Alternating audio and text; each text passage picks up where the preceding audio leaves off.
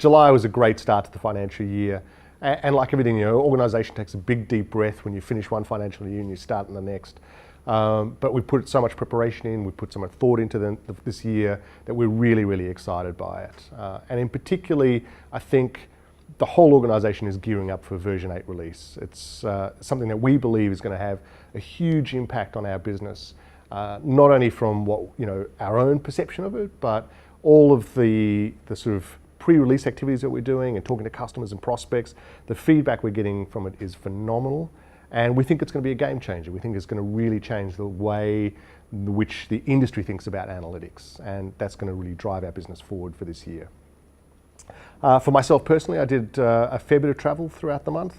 I visited the Japanese office and the US office and the Pacific Northwest BI Summit. So fantastic to see the Japanese team in action. They put on a great event for the ISV community there, which was really well attended, about 150 people at that, which was an awesome result.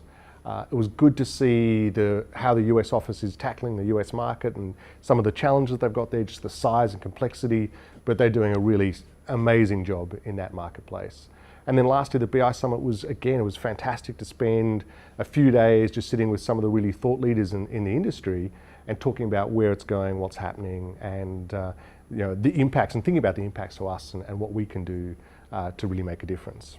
And finally, deal of the month was Vallourec. It's a French manufacturer, and they supply to the gas, oil, and power generation industry.